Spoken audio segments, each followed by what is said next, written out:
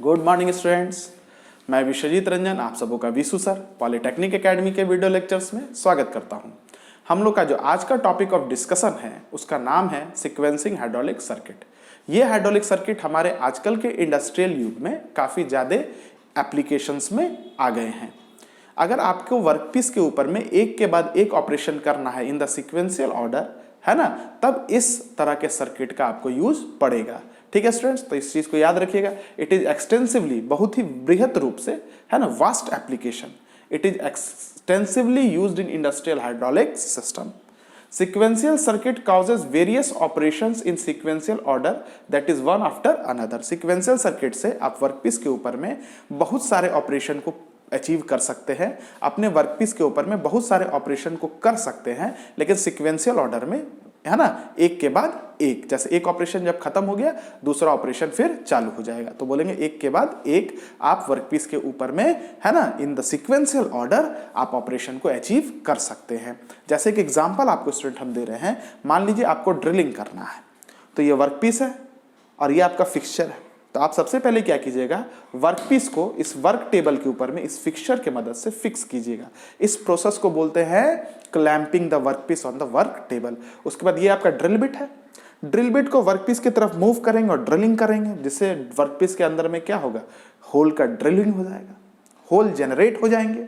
उसके बाद आप क्या कीजिएगा, ये जो बिट होगा इस ड्रिल्ड होल के अंदर में इसको रिमूव कीजिएगा और वर्कपीस जो वर्क टेबल के ऊपर में क्लैंप था इसको डी क्लैंप कीजिएगा, ताकि वर्कपीस को हम फिर एज रिक्वायर्ड यूज कर सके। तो आप देख रहे हैं कि ड्रिलिंग करने के लिए वर्कपीस के ऊपर में आपको क्लैंपिंग करना पड़ रहा है, ड्रिलिंग करना पड़ रहा है, उसके बाद इस बिट को रिमूव करना पड़ रहा है और वर्कपीस को डी क्लैंप करना पड़ रहा है वर्क टेबल से। तो आप देख रहे हैं ड्रिलिंग में we have to perform following operations: clamping the workpiece, drilling operation, remove the drill from the hole and declamping।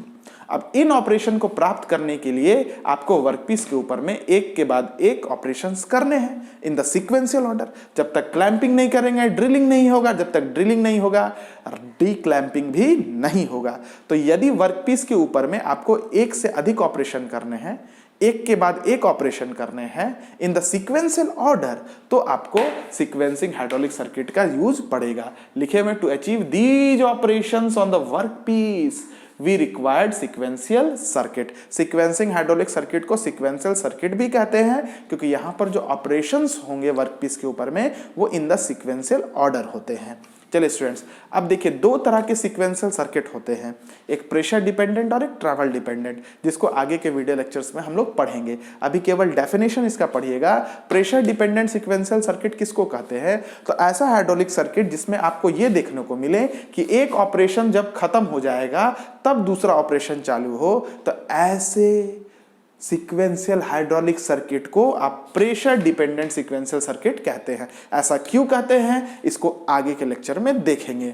दूसरा, ट्रैवल डिपेंडेंट सीक्वेंशियल सर्किट किसको कहते हैं, अगर एक ऑपरेशन पूरा कंप्लीट नहीं भी हुआ है, ये ऑपरेशन चल चुका है, ये कंप्लीट नहीं हुआ, मतलब ये पार्शियली कंप्लीटेड है और दूसरा ऑपरेशन आप चालू कर दिए, तो ऐसे सीक्वेंशियल हाइड्रोलिक सर्किट को क्या बोलते हैं, ट्रैवल डिपेंडेंट सीक्वेंशियल सर्किट। और चूंकि ट्रैवल डिपेंडेंट सीक्वेंशियल सर्किट में ये ऑपरेशन खत्म नहीं हुआ है फिर भी ये ऑपरेशन चालू हो गया, मतलब ये ऑपरेशन इस ऑपरेशन के ट्रैवल के समय ओवरलैप कर गया, ये चल ही रहा और ये भी चल दिया, तो एक चल रहा और दूसरा भी चल दिया, तो क्या हो सकता है, दोनों एक दूसरे को ओवरलैप कर सकता है।